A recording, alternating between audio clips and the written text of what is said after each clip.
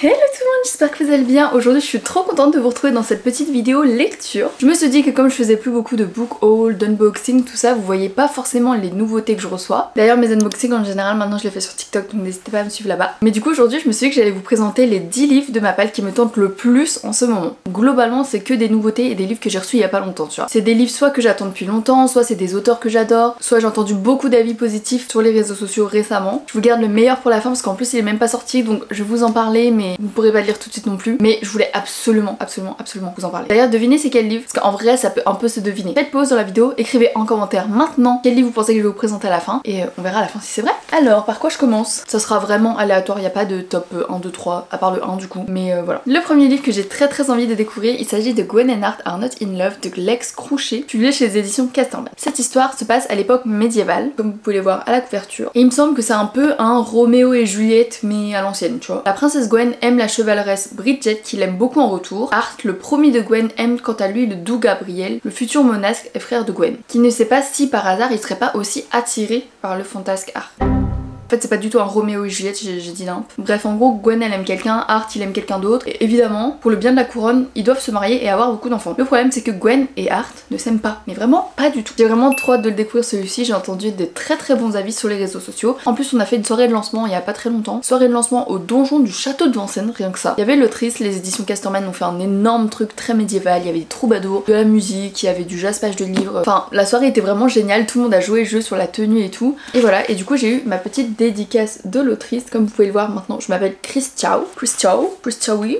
on sait pas. En plus j'avais bien écrit mon prénom sur un post-it, hein, mais c'est pas grave. Je trouve ça mignon, c'est une petite anecdote. Donc voilà, en plus je trouve la couverture magnifique, j'ai vraiment très hâte de le découvrir. Ensuite, deuxième livre que j'ai vraiment très hâte de lire aussi depuis que je l'ai reçu, il s'agit de Un automne pour te pardonner de Morgane Moncombe, publié chez les éditions Hugo dans la collection New Romance. Ce livre je l'ai reçu quand on a fait la soirée de lancement du livre, c'était pareil, dans un trop beau lieu. Franchement, les maisons d'édition en ce moment, elles se donnent hein, sur les soirées, c'est vraiment incroyable. Et franchement je me rends compte, je suis trop chanceuse d'être invitée à ce genre d'événement. Bref, ça se passait dans un théâtre et il y avait une mini pièce de théâtre qui introduisait le livre et qui expliquait un peu le résumé quoi. Donc il me semble dans cette histoire c'est un mélange de thriller et à la fois il y a de la romance. Dans cette histoire il y a quelqu'un qui est mort, voilà. Et du coup on cherche le coupable quoi. J'ai pas envie de lire trop le résumé, j'ai pas trop envie de me spoiler. C'est ce que j'ai compris du résumé. Je sais pas à quel moment va arriver la romance, ça se trouve il y a pas de romance et je me suis trompée. Enfin, quoique c'est dans la collection New Romance donc si. Et en fait je l'avais pas lu tout de suite parce que je voulais faire une vidéo reading vlog et puis finalement je sais pas si je vais la faire. Du coup ça fait je pense depuis début septembre que je l'ai pas encore lu et que j'ai trop hâte de lire. Ensuite un livre que j'ai reçu début septembre également, il s'agit de Par la force des choses de Claire Norton, publié chez les éditions Robert Laffont. Si vous me connaissez un peu, vous savez que Claire Norton fait partie clairement de mes autrices favorites du monde entier. Pour celui-là honnêtement je n'ai même pas lu le résumé. Claire Norton c'est le genre d'autrice où j'y vais les yeux fermés, j'ai pas besoin de savoir de quoi ça parle. Du coup je vais vous lire le résumé quand même. Si vous aviez su ce que la vie vous réservait, auriez-vous fait les mêmes choix? Farouchement indépendante, Lisa n'a jamais cru au grand amour. Pour elle, un couple est avant tout un partenariat et la vie une succession de décisions à prendre. Pragmatique, elle s'efforce d'oublier la rencontre magique faite lors d'une nuit festive afin de poursuivre son chemin sereinement. Mais le destin est têtu. Lorsque quelques années plus tard elle recroise cet homme, toutes ses certitudes volent en éclats. Lisa doit alors se confronter à ses contradictions, à ses choix et, par la force des choses, à ceux des autres et à leurs conséquences. Oh, ça a l'air trop bien. Alors là, j'ai envie de tout arrêter et de le commencer maintenant. Franchement, je connais la force des mots et des histoires de Claire Norton et je suis sûre que ça va me bouleverser. Franchement, une fois sur deux, voire plus, je finis en larmes avec ces romans. Donc trop hâte de découvrir. Ensuite, je vais vous présenter celui-là. Le livre que je vais vous présenter là, c'est le seul, je crois, qui n'est pas nouveau dans ma palle. Ça fait un petit moment que je l'ai et ça fait un moment que je veux le lire, mais je veux toujours vraiment le lire. Donc il s'agit de The Love Hypothesis de Ali Hazelwood, publié chez les éditions Hauteville. Donc c'est un livre qui a fait phénomène sur TikTok comme c'est indiqué ici, et je pense que je l'ai reçu il y a plus d'un an, et vraiment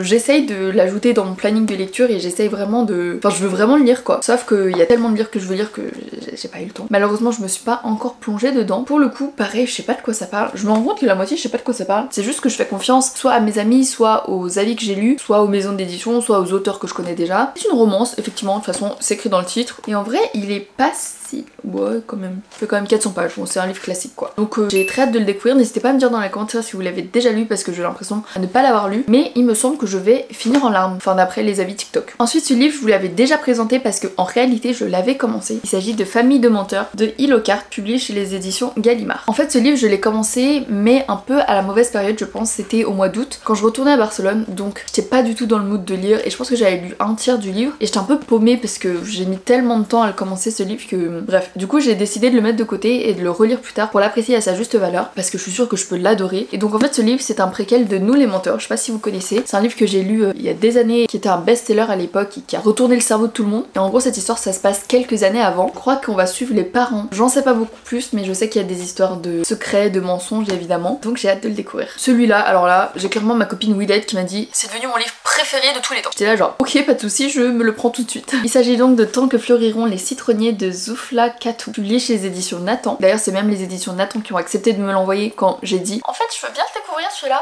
Et il est dédicacé. Alors ce livre ça va pas être facile, je sais, je suis prête. Il me semble que cette histoire se passe en Syrie et en fait on va suivre une jeune fille qui a tout perdu avec la guerre. Sa vie est désormais partagée entre son bénévolat à l'hôpital et Leila, sa belle-sœur enceinte, la seule famille qui lui reste. Le cœur de Salama, donc le personnage principal, est déchiré. Comment à la fois aider son pays en quête de liberté et mettre Leila à l'abri loin de la violence de la guerre. Et à un moment elle va rencontrer Kenan, téléphone au poing, lui se bat avec les images pour montrer au monde ce que le peuple syrien subit. Je pense qu'il est journaliste. Salama trouvera-t-elle assez de courage pour affronter ses démons et se battre elle aussi par amour. Oh, ça a l'air d'être un livre tellement fort, tellement poignant, tellement waouh. Je l'ai pas encore lu parce que je sais qu'il faut être prêt pour lire cette histoire parce que je sais que ça va être super dur à lire avec des thématiques évidemment super dures, la guerre, la reconstruction, tout ça. Et comme vous le savez, enfin je vous en ai déjà parlé dans quelques précédentes vidéos, ces derniers temps c'était pas la folie niveau moral, du coup je me suis dit bon peut-être pas lire celui-là maintenant sinon je vais être encore plus déprimée. Mais là ça va mieux donc peut-être que je vais me le caler bientôt. Mais oui clairement je n'ai vu que des avis positifs et que des coups de cœur autour de ce roman. Donc j'ai trop hâte. On arrive bientôt à la fin et cette fois je vous présente Ce qui nous rend vivants de Emma Green publié chez les éditions Addictive.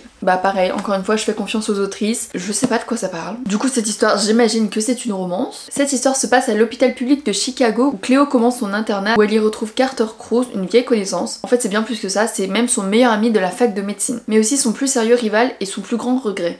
Ici Cléo se sent à sa place au milieu des brancards qui roulent à toute allure. Chaque jour elle apprend. Elle soigne les autres pour oublier le mal qui la ronge. Pourtant elle voudrait juste se sentir aussi invincible que lui et croire, le temps d'un battement, que la vie peut l'emporter. Une belle romance dans un milieu hospitalier, je pense que ça peut être super intéressant parce que moi j'y connais rien au milieu de la médecine et de l'hôpital. Et ouais j'aime bien quand les histoires prennent place dans un seul lieu précis. Ça fait un peu huis clos tu vois. Je trouve que ça rapproche un peu de l'histoire et des personnages aussi. Donc j'ai hâte de lire celui-là. Je l'ai dit 150 fois je pense mais j'ai vraiment trop hâte de lire ce livre. Ensuite on passe à 2 romans de Noël parce que comme vous le savez peut-être ou pas, je suis une grande fan de Noël et encore plus des romans de Noël. Enfin je dis ça mais en vrai j'en lis pas tant que ça à chaque fois. Mais là j'en ai reçu 2 et je suis trop pressée de les lire. Je vais essayer de trouver des synonymes. Je suis impatiente, je suis pressée. Tout d'abord le premier il s'agit de Noël en péril à Santa les deux sapins de Karen Pong publié chez les éditions Fleuve. Je souris parce que Santa les deux sapins c'est là où se déroulent les premières histoires de Karen Pont, enfin ces romans de Noël. Je sais pas si vous connaissez ces romans, vous faites quoi pour Noël? Du coup c'est des histoires qui se passent à Santa les deux sapins, donc je sais pas si ça a un rapport, si on va suivre quelqu'un d'autre à Santa les deux sapins ou on va resuivre nos personnages qu'on suivait dans les autres romans, j'avoue que j'en sais rien. Mais Karen Pont c'est vraiment une queen, genre vraiment je l'adore, tous ces romans sont géniaux, en plus de ça c'est super drôle et ça me fait toujours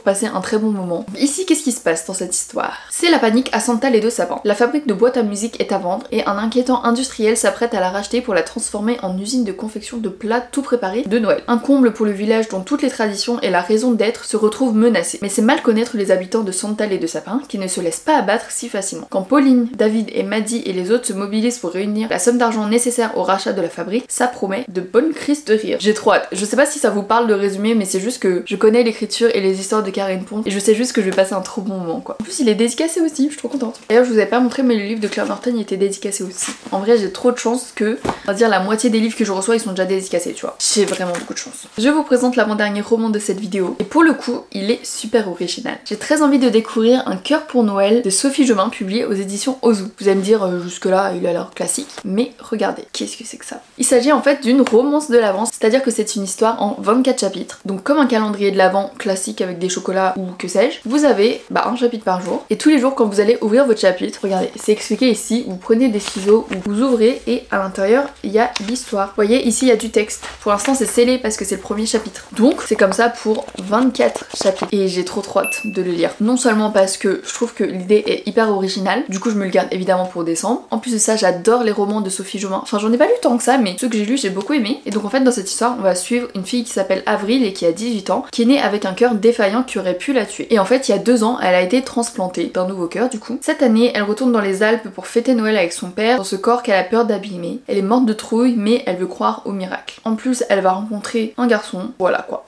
J'ai trop hâte de le découvrir, j'ai trop hâte d'être à décembre, j'ai hâte que ce soit Noël. Là quand je tourne cette vidéo, on est clairement le week-end d'Halloween. Je vois tout le monde se déguiser, faire des trucs pour Halloween. J'aime pas cette fête, j'aime pas les trucs qui font peur. Donc j'ai trop hâte qu'on soit dans quelques jours pour que ça soit enfin la période de Noël. Ça y est, c'est le grand moment, c'est le moment où je vous montre le livre que j'ai le plus envie de lire. Là je pense que je vais tout lâcher et je vais clairement le lire tout de suite. Même s'il sort qu'en janvier. Qu'est-ce que je peux vous donner comme indice? C'est un deuxième roman. C'est le deuxième roman d'une autrice. Son premier livre est clairement devenu mon plus gros coup de cœur. Oh, j'ai plus de batterie. Oh là là, le suspense. Attendez, je vais changer de batterie. Ok, j'ai changé ma batterie. Bon, fini le suspense, non? Je pense que vous avez tous deviné en plus. Il s'agit de Les Fleurs de Saigon de Nguyen Phan Khai. Je sais que je prononce super mal son nom et pourtant je suis vietnamienne. Publié chez les éditions Charleston. Quelques informations. Ce n'est pas le titre définitif, je sais de sources sûres que ça a changé et que ça ne sera pas celui-là. Et bon, du coup c'est les épreuves non corrigées parce qu'il sort seulement le 10 janvier, donc on a encore un peu de temps. Mais je l'ai reçu en amont parce que les équipes des éditions Charleston savent très bien à quel point j'avais hâte de lire ce livre, comme l'indique ce petit mot. Du coup pour ceux qui n'ont pas trop suivi mes dernières vidéos ou qui me suivent depuis pas très longtemps, et il n'y a pas de souci, le dernier livre de l'autrice, enfin son tout premier du coup, qui s'appelle Pour que change les montagnes, c'est mon plus gros coup de cœur ever. Genre c'est devenu mon livre préféré depuis que je l'ai lu en novembre dernier. Donc j'avais vraiment trop hâte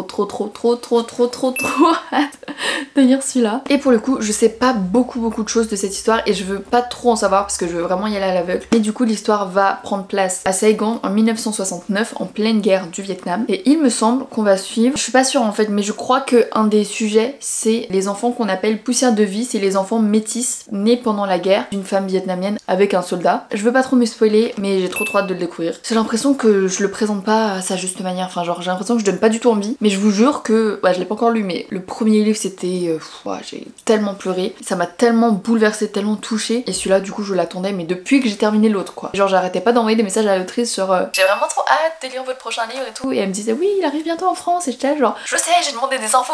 Donc bref, voilà. J'espère que cette vidéo vous aura plu, n'hésitez pas à me dire dans les commentaires si vous en avez déjà lu certains, et dites-moi par lequel je devrais commencer, parce que clairement, à part celui-ci qui détrône vraiment tout le monde, j'ai vraiment tous envie de les lire, donc je sais pas par quoi commencer. Voilà, si vous avez aimé la vidéo, n'hésitez pas à mettre un petit like, à vous abonner, à commenter, à partager. Ça fait toujours plaisir, c'est gratuit et ça vous montre que vous nous soutenez et que vous appréciez notre travail. Et je parle en tant que tous les youtubeurs, mais pour qui je me prends, je parle juste pour moi, ça me fait plaisir. Et du coup, moi je vous retrouve la semaine prochaine pour une nouvelle vidéo. Bisous!